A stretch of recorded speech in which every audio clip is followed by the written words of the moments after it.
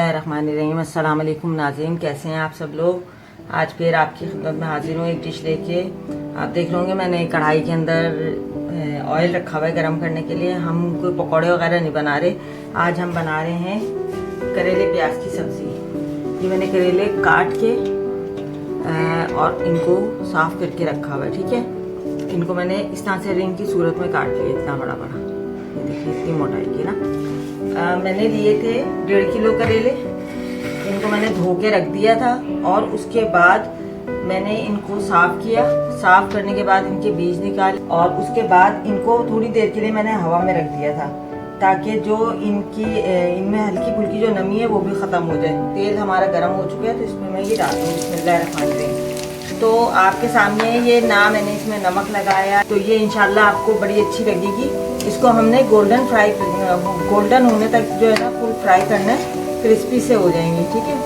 तो इसको अभी हम इस तरह से फ्राई करेंगे। आज मैंने सरसों का तेल नहीं लिया, मेरे पास था नहीं, कम था, तो मैंने फिर अपना रेगुलर जो कुकिंग ऑयल मैं यूज़ करती हूँ वो मैंने ले लिया। चंद एक करेले जो थे वो हल्के से पीले से निकले, लेकिन वो काबिल इस्तेमाल थे, इसलिए मैंने इस्तेमाल कर लिए।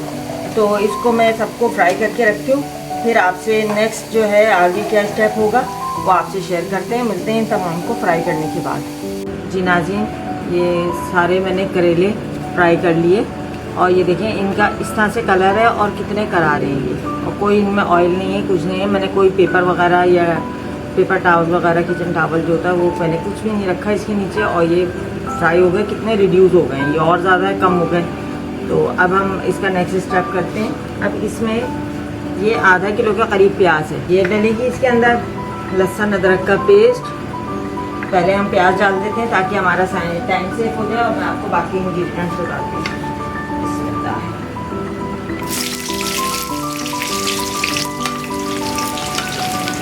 अच्छा, इसमें लहसुन अदरक का पेस्ट डलेगा 1 टेबलस्पून भर के। इसके अलावा मसाला जात बिल्कुल ज़रा से हैं, थोड़े से 1 टेबलस्पून सफ़ेद ज़ीरा, 1 टेबलस्पून नमक, 1 टीस्पून हल्दी और 1 टेबलस्पून लाल मिर्च का पाउडर, ठीक है।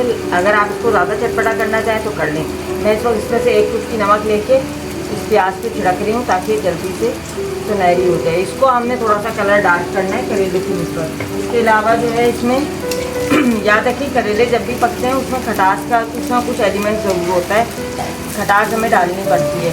मैं यहाँ पे 2 तरह की खटास का इस्तेमाल करूँगी, और कम मकदार में होगी तो वो गले को भी नुकसान नहीं पहुँचाएगी, पक जाएगी एक्चुअली वो, तो इसलिए उसका कोई नुकसान नहीं होगा इंशाअल्लाह ताला।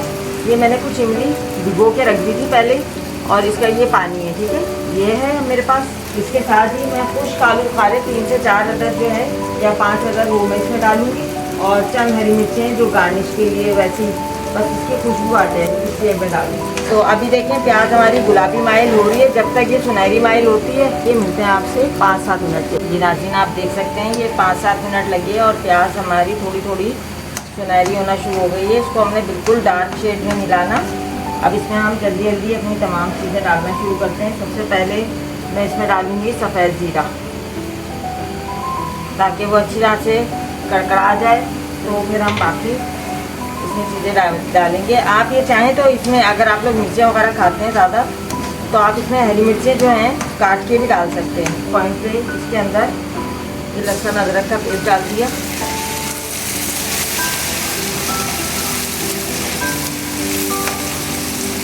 अब ये जो मसाला जाते हैं मेरे, यानी लाल मिर्च, हल्दी और नमक, ये भी मैं इसमें शामिल कर रही हूँ।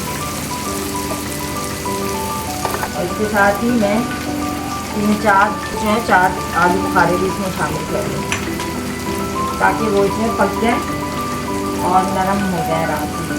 आपको याद होगा मैंने भिंडी फ्राई जो बनाई थी, आपको चैनल पे मेरे मिल जाएगी वो रेसिपी। तो मैंने उसमें भी भिंडी के साथ ही जो है, जब मैं फ्राई कर रही थी तो मैंने आलू बुखारे डाल दिए थे। इसका एक टेस्ट बड़ा प्यारा सा आता है, मीठा खट्टा थोड़ा सा ना। अब इसमें हम हल्का सा पानी और शामिल करेंगे, तो इसको मैं इमली का पानी अभी डाल दूँ, थोड़ा सा सादा पानी बिल्कुल 1 टेबलस्पून मैं डालूँ, ताकि जो मुझे स्मेल की फील हो रही है वो ना हो कि कहीं मसाला जलेगी। तो अब ये थोड़ा सा इमली का पानी हम इस वक्त डालेंगे इसमें।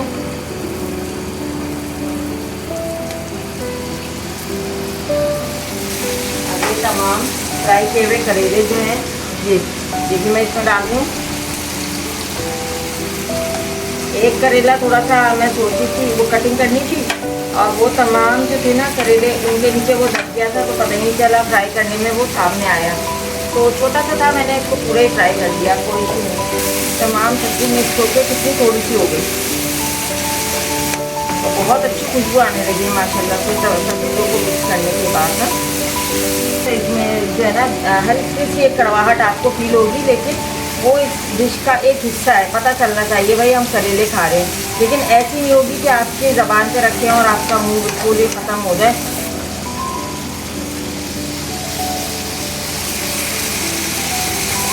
बहुत सारे घरों में करेले बहुत शौक से खाए जाते हैं, बहुत सारे घरों में नहीं खाए जाते हैं।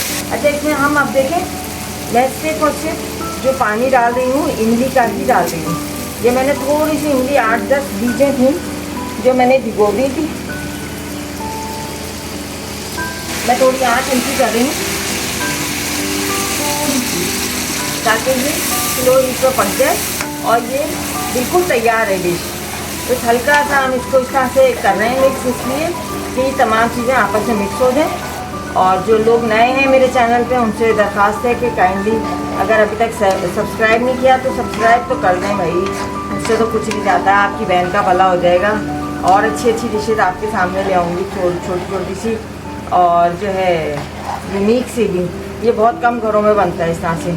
और जो है बाकी जो लोग हैं उनसे है कि दरख्वास्त के जो आप कमेंट्स में मुझे अच्छे अच्छे कमेंट्स भेजिए कि भाई आपको कैसा लगता है शो, ये मेरा चैनल कैसा लगता है, इसमें मैं और क्या चीज़ बढ़ा सकती हूँ, क्या इम्प्लीमेंटेशन कर सकती हूँ, तो आप मुझे ज़रूर बताइएगा। इसमें नमक वगैरह आप चेक कर लीजिएगा। तो उम्मीद है ये आपको डिश बहुत अच्छी लगी होगी, बहुत मज़ा आया होगा, और मैं इसको इसी तरह से सर्व करूँगी।